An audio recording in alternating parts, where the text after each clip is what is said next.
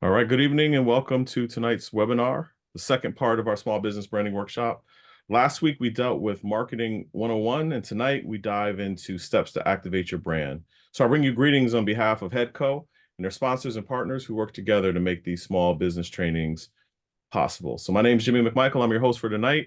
And before we get started, I wanted to give you a few reminders as it relates to housekeeping matters. So tonight's presentation is in webinar format. Although you joined on Zoom, since it's in webinar, that means that you can see and hear the guest presenters, but you won't be able to see the other participants like in a traditional Zoom meeting. So, but this workshop is interactive in nature, and you'll be able to ask questions and have them answered. So our presenter has scheduled time at the end for Q&A session, but please feel free to drop questions in the chat as we go along, and we'll take them as we can if it's pertinent at the time when you ask. So let's have a good time, and let's prepare to grow your business. So I'm going to introduce tonight's speaker for the benefit of anyone who wasn't here with us last week. So a true subject matter expert in this branding space. So Winston Warrior is the head of global marketing for Amazon's corporation, Project Kuiper, their newest initiative, which is a project to launch a space constellation of low Earth orbit satellites to provide high-speed broadband connectivity to communities, businesses, and governments around the world. So he leads all aspects of the marketing mix, along with big box partnership and internal sales. And he and his team are responsible for creating and launching the official brand and for creating innovative customer acquisition initiatives, including events, conferences, and activations. So his team sustains an engaging digital footprint, and as well as executing lifecycle marketing events, business intelligence and analytics, and customer retention strategies. So he's held a lot of incredible jobs in this space as an executive in this space. So prior to his current role, he was executive director of strategic communications, marketing, and operations at the University of Miami, where he was also a lecturer on the undergraduate and graduate levels in their school of communication. So he's worked with companies such as AT&T, Cox Media Group, and Cox Communication, Football Hall of Fame, and Motorola. And so he's also principal in his own company, where he does business strategy consulting. So, ladies and gentlemen, no further ado, allow me to introduce you once again to Mr. Winston Warrior. Mr. Warrior, the floor is yours. Thank you, Jimmy, and welcome everyone. I hope you can hear me loud and clear. I won't go through my own introduction because Jimmy did a good job of that. Thank you so much. Let's jump right into it because I have a lot to cover and I'm hoping that we can get through it. And like we were saying, save time at the end for questions. So we will skip my background. You heard it. It will be in the recording here, but you know, I know a little something about the subject of marketing and branding. And then also I have my own consulting company and I'm an Instagram and social media person. So I have that experience as well. So what is a brand? A lot of people ask that. Do you think that everyone understands what a brand is, but a lot of people don't. So the question is, what is a brand? And so marketing is like asking someone on a date, right? But brand is the reason why they say yes. And so if you think about it from that perspective, you're like, okay, you know, I like all of this, you know, awareness and understanding of what you're doing, but will you go out with me? Will you marry me? Ah, there it is. That's what the brand does. And so the classic definition is a brand is a person's gut feeling about a product, service, or organization. It's how you feel about something, the service, the product, the organization. A lot of people think the brand is this. You recognize these companies by their logo. But I would tell you that the logo is not the brand. So if you look here, the logo is at the top. Who you are and your brand is right here in terms of the identity of the brand, how the brand shows up. is the next piece that you can see, but below the surface is what the brand really is. And that's the things that hold up the identity and hold up the logo. So let's delve into what it is. The brand are all of these things: advertising, identity, the trust, again, the feeling, the strategy, the value, the logo itself, and of course, the marketing that's around the brand. So it's greater than just the name. And so, again, the three things that are holding up that brand, that what is the brand, is your strategy, your positioning, and then the identity. It's those three. So it's not just the logo, it's the building blocks, it's the undergirding of these things. So what we're going to focus in today is brand development and what that brand is. You can tell from this chart, from this brand architecture model, that the brand and how you experience the brand, the pieces of the brand, how you identify yourself, is a whole ecosystem of things that are moving. Not enough time for us to cover it here. But what I did want to talk about is how you develop that brand and how you kind of bring your brand to life. So of course, as we talked about before, if you were with the last session, everything starts with a strategy. So what is your strategy when you think about your business's brand? Here are some key elements to the brand. Number one, you need to define your vision and goals. What is your purpose? What are you trying to accomplish? What is your vision statement? How is that aligning with your goals? What is your competition doing? You have to have a foundation and building blocks in order to get to your actual brand. The second part, which we talked about last time, is understanding your customers. Profiling, personas. We'll talk about what a persona is and how to develop a persona. And then mapping your customer's buying journey. How do they discover you? How do they click? How do they engage? That's the second piece of the element of the strategy. The third element is forming your brand personality. The brand architecture means the logo and the things that identify the brand, your tone, how you actually come across, the tone of your communication, your visual elements, and then your tagline. We'll go through these as well. But these are the building blocks. These are the elements of your brand strategy. So we talked about this before. We're going to revisit it just for a second. When you speak to everyone, you speak to no one. And so when you're thinking about your audience and who you're talking to, you need to understand them. You need to know them better than anyone else. And so again, what's the pain point? What are you trying to solve for them? What is your business and your service trying to solve for your target audience? What does that person look like? We're going to talk about personas. How many do you have within this target? How big is your opportunity? How do they experience the pain? Are there other solutions that they have available for them, like the competition? And do they have an affinity for existing solutions? Once you kind of start to understand your target audience, then we can get into what we call a marketing persona. And you may have heard this term. So what is the marketing persona?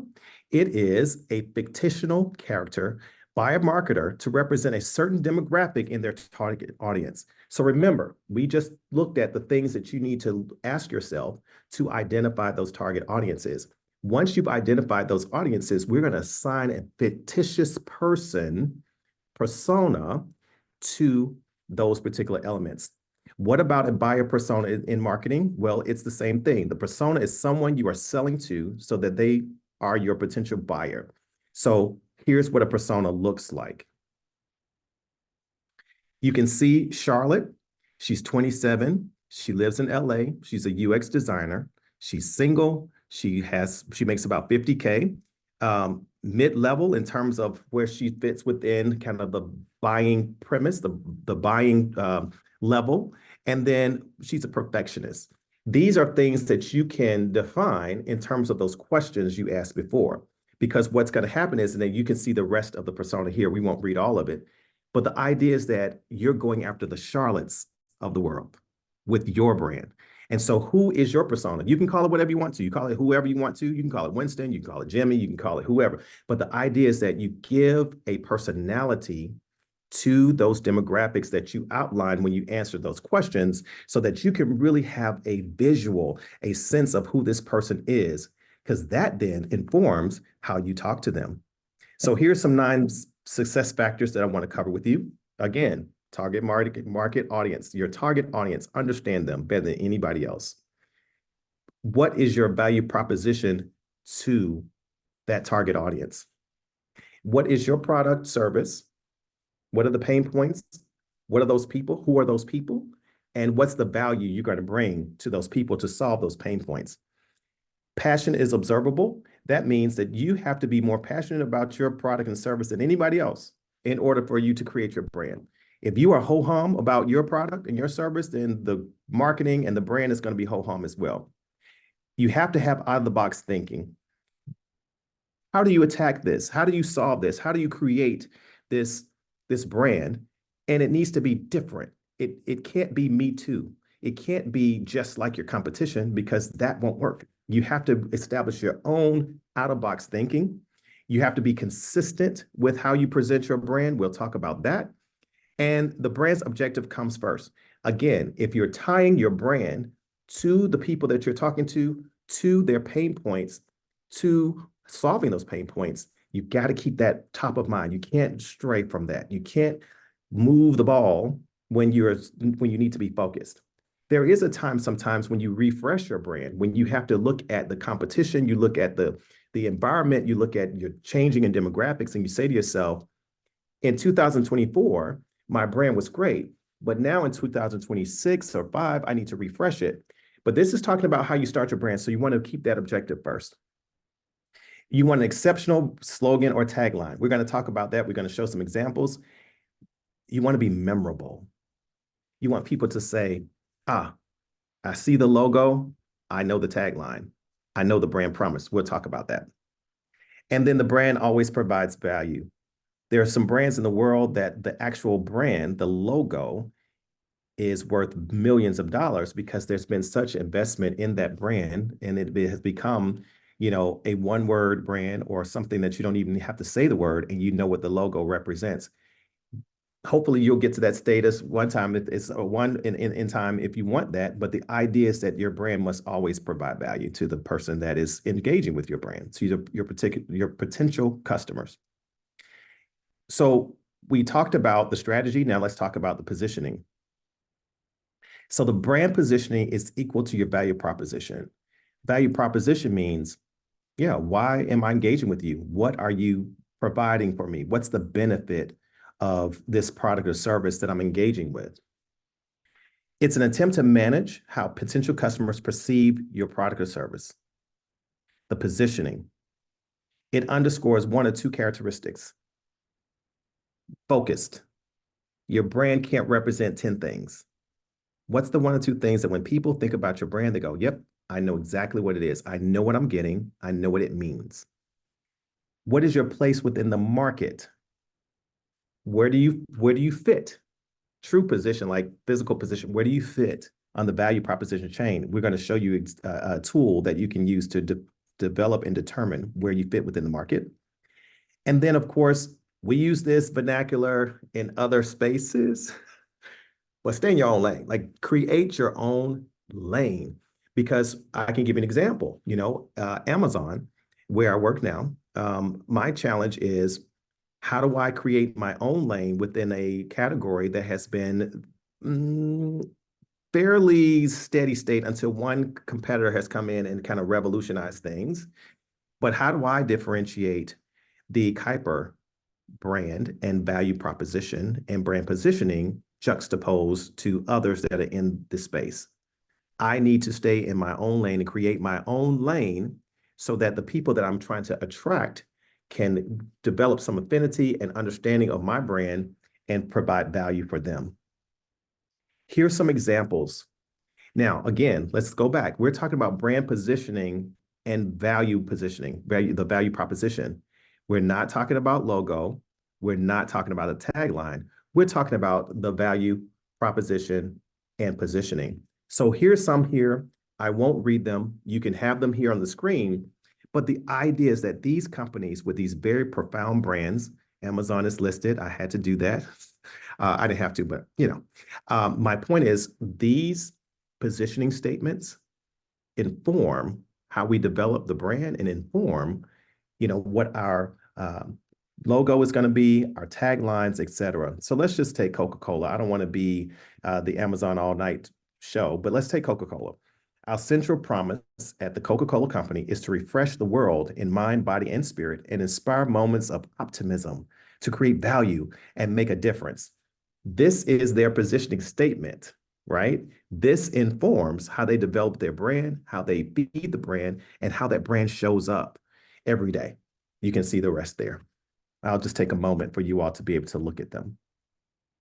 And I think this is being recorded. Yes, it is being recorded, so you'll get this. So I'll stay for a second and then I'll move on.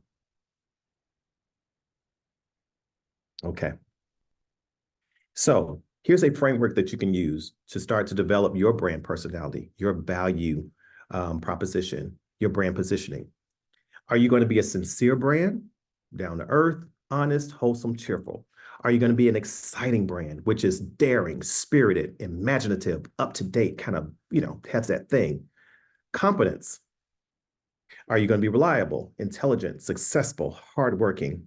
Are you sophisticated, upper class, charming, glamorous, feminine or masculine, right? Ruggedness. Are you outdoors? Are you tough?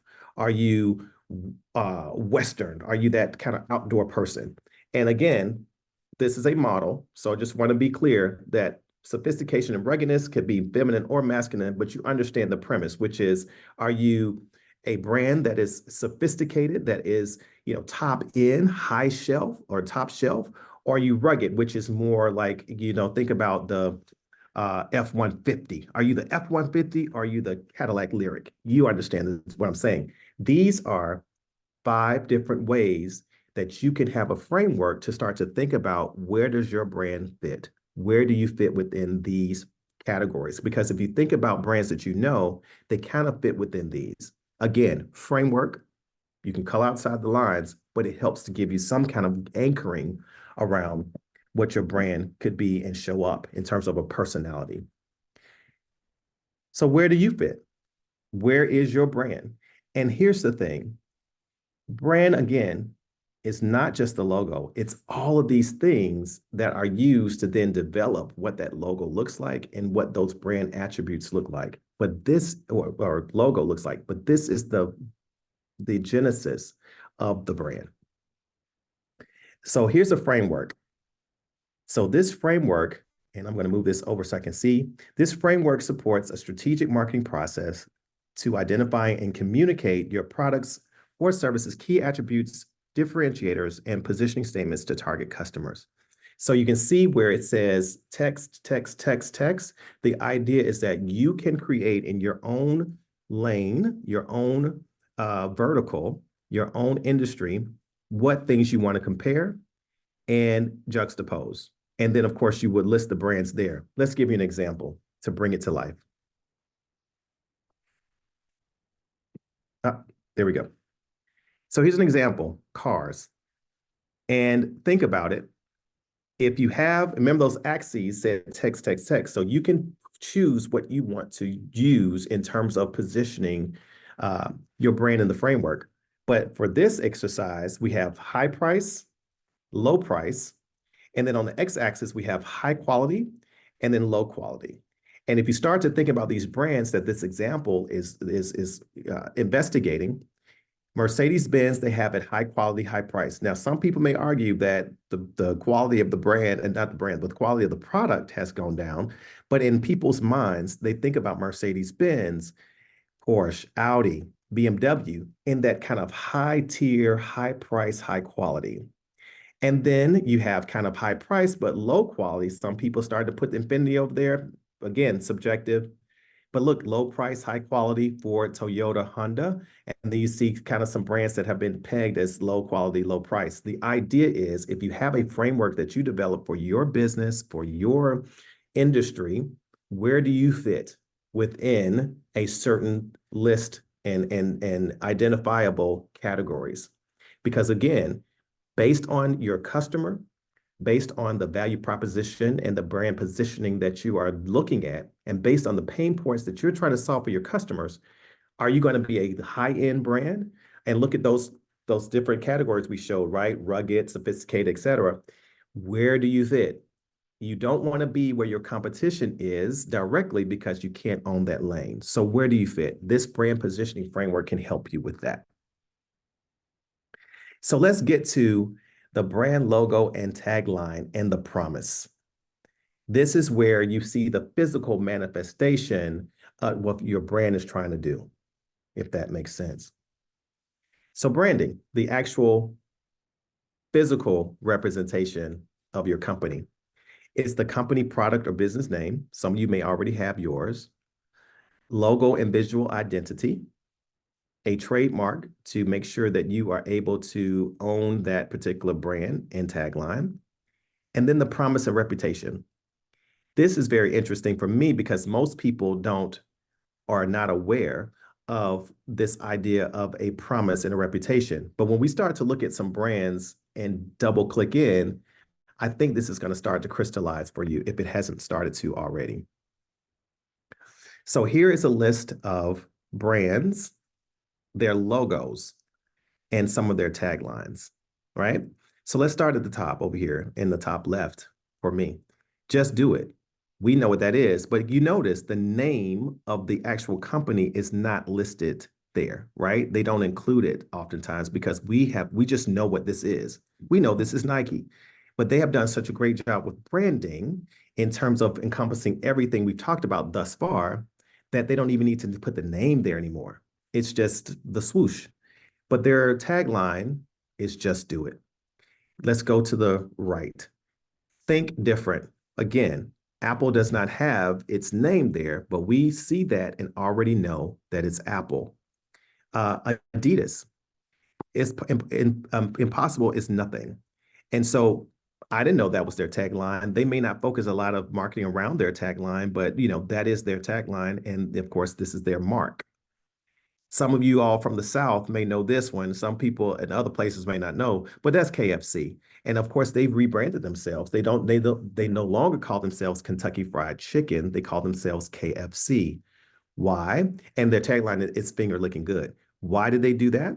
There was a shift in the marketplace and who they're targeting, being more health conscious, more aware of fried foods, et cetera. So they didn't want to limit themselves. Sorry, they didn't want to limit themselves. And so they say, hey, if we call ourselves KFC, then we can be more than just fried chicken. We can be baked chicken. We can have chicken sandwiches. We can just do other things. So that's them.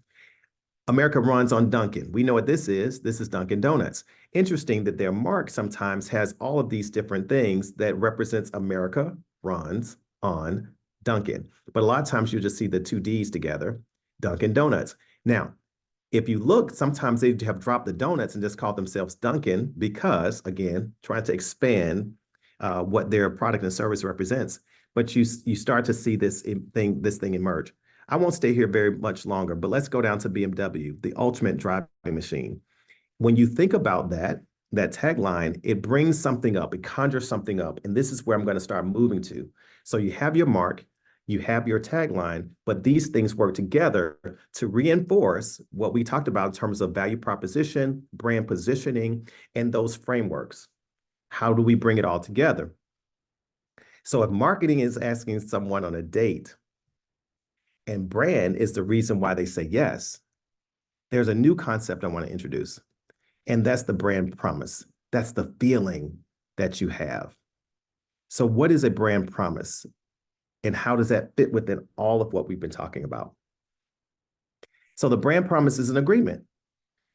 It is a non-binding, non-communicated agreement, promise that you are making as a brand to your constituents, to your customers, that says, when I show up, when I being the brand, when the brand shows up in any space, we are saying, we are agreeing that I'm going to be represented in a certain way, I being the brand. So let's go back. It's our presentation. We can go back. Okay. So think about it. BMW, the ultimate driving machine. When you see this and when you hear that tagline, what comes to mind? You think fast, you think luxury, you think it's going to drive well, it's going to have a sporty kind of drive. That's what conjures up in my mind when I see BMW ultimate driving machine. Let's look at Walmart. When you see the Walmart sign, the logo here, save money, live better. Walmart, right? We've heard it. Many of us probably don't recognize it until we see it written down here, but we've heard this before. When you think about Walmart, what comes to mind? I don't know, a lot of options, low cost, low prices. There's other maybe not so great things that come to mind as well that they probably are measuring all the time. But the idea is that it's a promise that when I go into a Walmart, I'm probably going to save money. When I go into a Walmart, I know that I'm going to have value. I'm going to get some value for the dollar. My dollar may go further than it would at Target. Target's brand positioning is not Walmart. Target is more expensive, right? And dare I say, tries to say that they have more quality, like a higher quality. But then maybe I'm not the right target for Walmart. Maybe I am the target audience for Target. Like I want to have something that feels like high quality, but at the same time, it's like a savings, but it's different from Walmart. Walmart, Target. Think about that brand positioning matrix that we had. Target may be on this side, Walmart may be over here. You start to understand what the brand promise means. So I'm gonna leave this here. I'm a biased person because I like luxury. Many of us do. I might need to go to Walmart, don't I? But my point is, look at these logos and think about them. Many of us can recognize them, even though some of them don't have the name sitting here. Like Hermes, the name is there. Prada, the name is there. But some of these other brands, the names aren't there, but their mark is there. The total brand, including the brand promise, is saying something to us and making us feel a certain way. It is making us understand that when you see a Gucci sign show up, Gucci in my mind is going to mean quality. It's going to mean exclusive. It's going to mean, I'm feeling myself, whatever words you want to put there. But my point is there is a promise that Gucci is making every time you see that logo show up. That's the brand promise. And when you walk into the store, it's the same thing. It is consistent. Remember that word when we talked about defining your strategy? That brand is consistent. It always shows up as high quality, exclusive, high end, all of those things. So I'm going to let this sit here for a second and ask you, what are you feeling when you see these logos, when you see the LV, the Louis Vuitton, when you see the Yves Saint Laurent, the Laurent, when you see Chanel, when you see Versace, when you see Burberry, when you see these, of course, Prada and Hermes, but when you see them, how does it make you feel? What is the commitment that the brand is making without even saying anything to you? That is where you're trying to get to. All of those things that we talked about, bills to then the mark, and whether it's a tagline or, slogan, what have you, it builds to, this is the agreement we're making that when you buy something that's LV, it's going to be quality, it's going to last, the customer service is a certain way. It shows up consistently. So the brand promise is an agreement. That's what I just said. Agreement between you and your customers that establishes a feeling whenever you interact with that brand. And if you go down to promise, how the brand connects with its customers through every single touch point is where the brand experience begins. Here's the punchline, right? It hits here, right? It's not cerebral. It's not necessarily directional in terms of what you see. The promise is how you feel. And that's why I was asking before, like, how do you all feel when you saw those logos pop up? So when someone is engaging with your mark, again, I'm going to make this distinction between the logo and the brand. When someone is engaging with your mark, are they understanding your brand? Do they understand your positioning within the marketplace? Can they differentiate you from your competition? When they see your mark and they see your logo and they see your tagline, do they conjure up something? Ventures Consulting, what does that mean? Or myself as a brand, Winston Warrior, when people hear the words Winston Warrior, do they conjure up something in the places I'm trying to target for this brand? You understand? And so the idea is you think about from your standpoint in your company, What is it that customers or your clients think? And if they don't think anything, what do you want them to think? Are you high end? Are you personable? Are you down to earth? Are you, rugged? Are you sophisticated? Are you smart and steady? What are you? That's the promise that you're making every time that your brand and your logo shows up. So again, let's look at these. Let's take one that we haven't talked. I mentioned Target. I guess I'm reading ahead. The Olympics. Let's take the Olympics. This is a good one.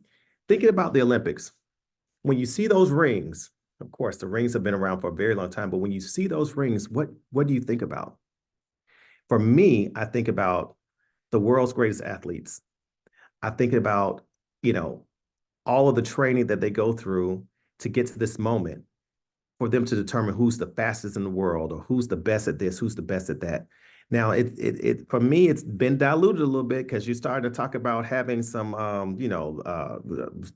games, some, what do they call them? Some video games being part of the Olympics. I'm like, I'm old school. That's not a really Olympic sport. I don't know what that is. I mean, I know it's an e-sport, but yeah, you're an Olympian being an esports person, but you're compared to, I don't know, Sha'Carri Richardson. Like, I don't know if we can compare the two, but you understand where I'm going. The Olympics, for me, when I see those rings, represents and makes a promise to me that it's going to be competition, thrilling, the best in the world, the best athletes in the world, converging every 4 years to, celebrate sport. That's what I conjure up.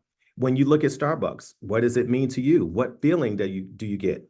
You know you're going to come into Starbucks. You know that you're going to have, some coffee. You know that the environment's going to be cool.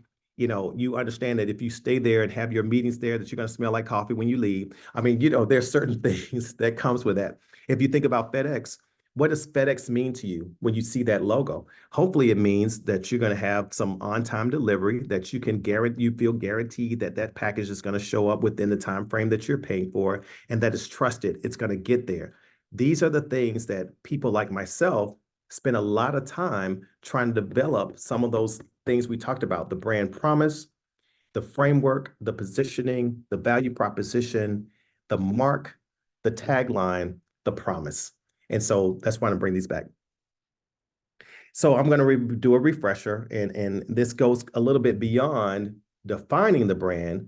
We're going to refresh around how we become aware of your brand. So after you've spent all the time and the cycles to develop this brand from strategy, positioning, and the mark, you've done all of that, then how do people become aware? And so again, this is the purchase funnel. You can see it's awareness, consideration, conversion, and retention loyalty. And remember, if you were in the last session, I highlighted awareness and said, I'll come back to it. But this is the brand awareness. This is where people start to understand that promise and understand the elements within that promise that then turns into them wanting to consider you for whatever your service is. And so if you go back and you look at these brands here, they spend money. You got to invest. They spend money in certain areas: media, traditional, digital media, earned media through their Instagram, TikTok posts, et cetera, through influencers, et cetera, to raise your awareness of the brand and start to trigger those feelings that you'll have around the brand promise. So your new brand, you're going to build that brand architecture that we just talked about for a world-class brand. Meaning at Amazon, we're building world-class brands, hopefully. You think your package is going to get there. You know that it's going to be within a day. It's going to show up. We're going to have some people that's going to do some TikTok videos, but the idea is that you can believe in it. But your brand may not be, global, but it still can be a world-class brand. It still can show up in a way that the people that you are targeting, the people that you've identified with your marketing persona will look at it and say, okay, yeah, I get it. I understand. And then you want to evangelize that brand, activate it in events. You want to activate it in certain areas, you want to do product placements, there are some things that you can do.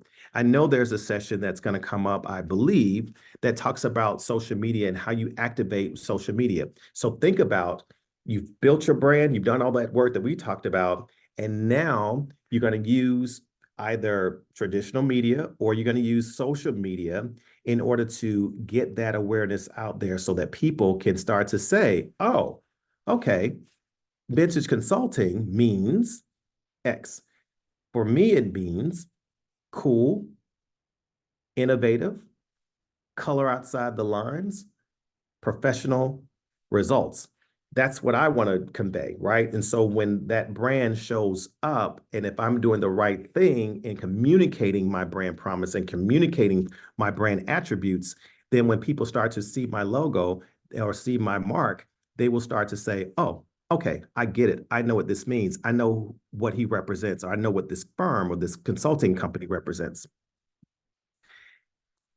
I'm not being political. I'm just asking the question. Are you aware of this person? I'll just sit it for a second. I know you can't interact with me, but the idea is, are you aware? So you've raised, so the awareness has been raised, right? But if there's no feeling, if there's no something that's happening from a promise standpoint, then awareness is not going to get you to the other parts of this funnel. You can't, I'm pointing, you can't see, but the other, if you look at the bottom left, the other parts of this funnel, if you're aware and I haven't done anything to make you understand what I represent, then you really won't consider me. You just know it's there. Like, okay, yeah, I know it's there, but what am I supposed to do with it? So you are aware of this person, maybe, or maybe not. But the question is, how do you feel about this person? This is part of the brand. The concept here is that you have, like I keep repeating, you've done your things, went through your steps. Who are you talking to? Developing your marketing persona, understanding your marketing strategy, you understand your positioning, you have your mark, you have your tagline that supports all of that. Now you're starting to do some things to make people aware. The idea is, how do they feel? What is the promise? So brand awareness activity must drive awareness and affinity. Aware and I like it.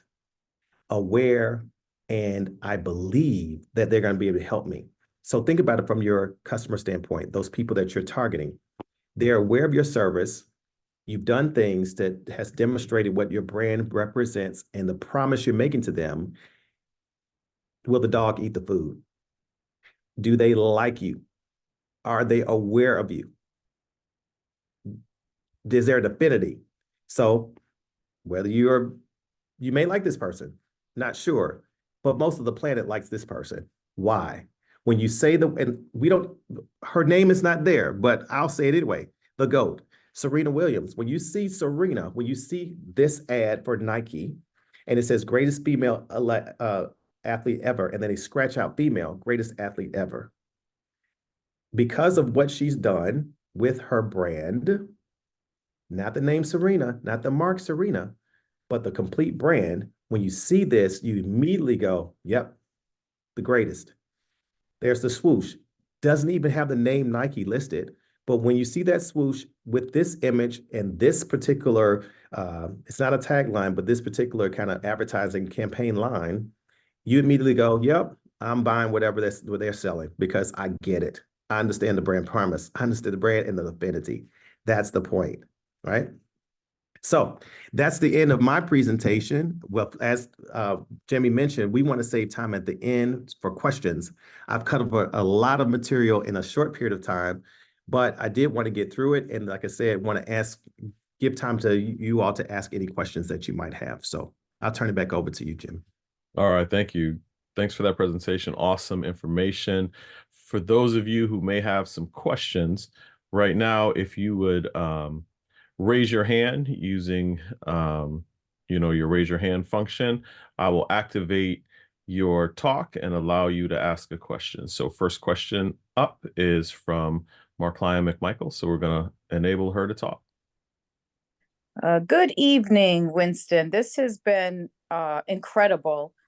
And as a small business owner, I look at this and say, wow, this could be kind of overwhelming for a small business owner who doesn't necessarily have all those marketing tools, available to them. So, is there anything you could provide as a small business owner on kind of how you start and when you talk about strategy? Because I think it could be very overwhelming. Yeah. And this is the thing. You can apply this to a small business or a large business. So let's do this. This is something that I talked about. I used to be a professor as well, as Jimmy mentioned. So this is an example I used then. I called it the mommy gym, right? And so you could be a small gym owner and you're coming into this athletic space. There's so many gyms out there, right? There's so many people that are, spin class and soul cycle and just so many options. And I said, wouldn't it be interesting for a gym owner to target women who are pregnant and women who are just, who have just given birth, for a safe place for them to go so they won't get those side eyes from certain people. They could have a support there, et cetera. And so what we were talking about in the class is, who is your target? We're not talking about millions of people around the world. We're talking about, within a certain geographic area, who is the target? Women in a certain area. Where should we go? Because this was in Miami at the time. We were like, well, okay, are we going to be high end and go in Brickell? Are we going to be kind of the, more everyday kind of Planet Fitness type, demographic in a certain area? Where do we want to go for this? Let's go look at the population data that we can find that says where people are maybe having babies more. Maybe we should focus there. We definitely want women who have a little bit of money because they will be off and not necessarily be worried about trying to return to work so soon. So my point is, to your point, you can use this as a way to have discussions and to research who you want to target. And then you start to go down this list of the things that I outlined to say, who am I going after? What is their pain point? How do I develop a position that makes sense?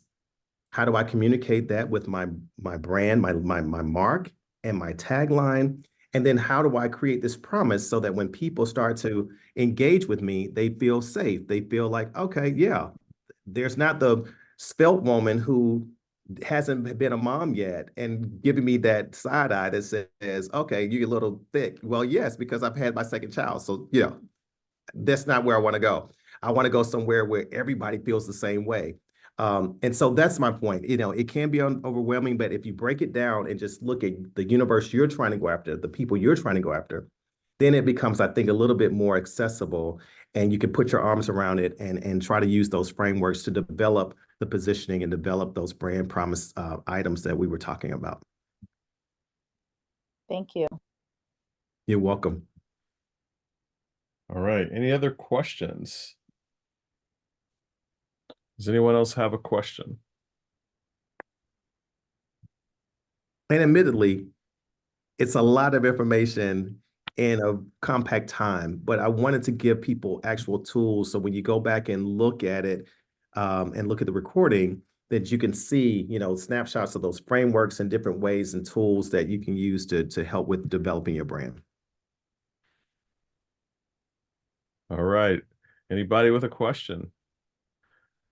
Winston, while they're thinking about their questions, I'll throw one at you, maybe for the Sure. benefit of everyone here, just in regards to, you talk about where we are in today's current times and the use of social media so heavily in promoting and being a channel of communication.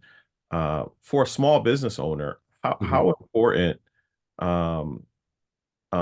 is leveraging social media for their purposes of trying to create more brand awareness?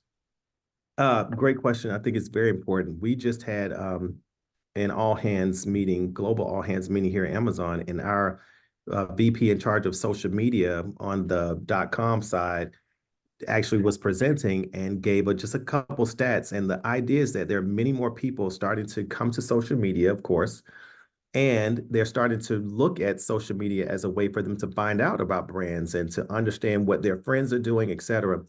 And I have constant battles with Meta in terms of suppressing numbers and that kind of thing. But what they've done is done a great job with making it really easy to go into Facebook, to go into Instagram, and to set up campaigns. And you can actually target the people that you're looking for. Again, based on the people that you've determined are the right people for your business. You can target them. You can target regions within the United States, states. You can even go outside. You can target demographics in terms of age, income. They make it very easy. And so, you start with maybe $50, $100, $1,000, but it exposes your brand to so many different people.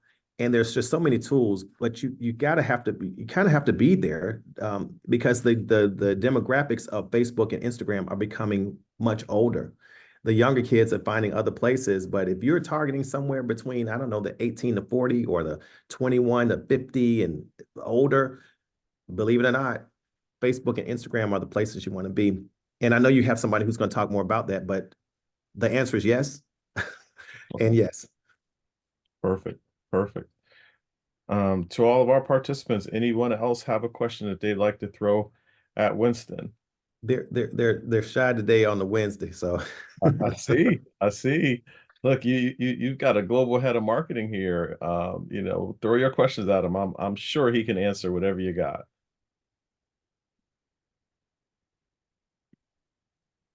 All right. Well, so Winston, I hope that means that you've done such an incredible job of explaining that you've answered all their questions. But thank you for your time. Thank you for sharing with this audience, in hopes that everything that you share will enable them to be more successful in their respective businesses. And so we're just grateful that in your crazy busy schedule that you could carve out a little bit of time to yes. be here and present. So we thank you, appreciate you, and look forward to these businesses growing based on what you've shared. So thank you.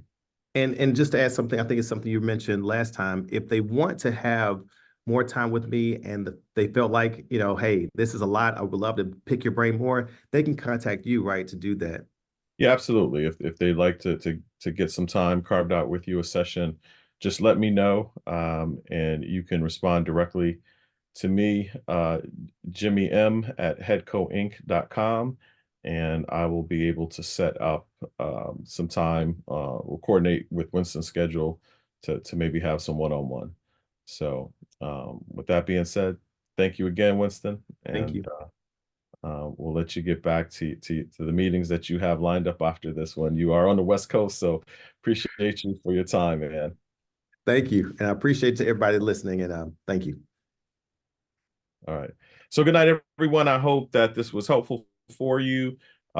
Please be on lookout to register for our sessions next Wednesday, when we jump into our social media series. So thank you and good night.